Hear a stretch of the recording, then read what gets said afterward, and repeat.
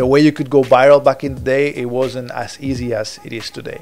So it was kind of like super cool that the song went viral. Johnny, la gente está muy loca. What the From that point on, you know, I started my career as Sak Noel. After I did Local People, obviously I was in a great position, and I made some other songs that were not as successful but really doing well internationally. So this label from Spain, which is Sony Music Spain, they came to me with a deal. So they wanted me to be exclusive to them, and I was very hesitant to do it because I always been independent. I didn't believe in, you know, major labels and all that stuff, but I had some, you know, maybe call it like, you know, some pressure, and even though I wasn't feeling it, I ended up doing it. I signed that deal with Sony Music Spain, and that was the worst mistake I ever done. When you sign with a company like this, you're not really signing with a company, you're signing with people that's going to oversee your project, telling you what to do, or at least they'll have a vote on everything you do. And they wanted me to go underground. They wanted me to be like some kind of house DJ, but I couldn't stop myself from doing what I really like. I did like maybe 2 or 3 songs. I wasn't really motivated, and I just delivered those songs to them. But one of them, which is No Boyfriend, was really working. Boyfriend? No boyfriend? No problem. And I tried to convince Sony Music Spain, hey guys, that's a song we should support, because basically, you see, that's the one that's reacting. And they didn't want to help with that because they thought that's not the kind of material that we want to promote. Well, at that point I saw that I had to get out of this somehow, which I did eventually. And then I made Trumpets. And as you can imagine, they weren't really happy about it because, you know, it was a big hit and they didn't have it. But, you know, it's just kind of karma, you could say. Make the trumpets blow.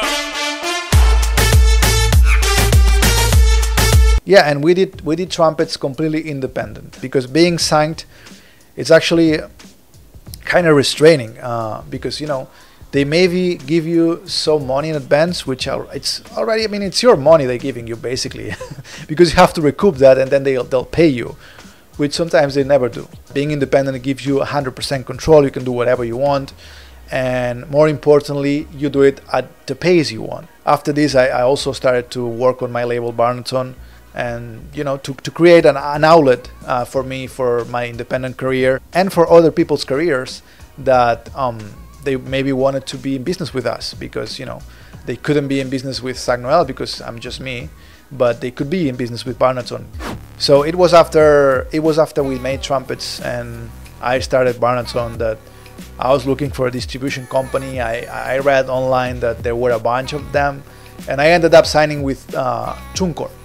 So it helps a lot because, as I said, like, these kind of tools, we didn't have that in 2010, or maybe it existed but I didn't know about it. So now it's very easy to just do it. When I say being independent, I don't mean, hey, just put out everything under your label, don't talk to anyone else, and just isolate yourself from everything. No, I mean, you can have partners. I recently signed my TOCAME song, which is very successful, with Matt Deason, because I know them and we're partners on this. And actually that song was made in partnership with DJ City.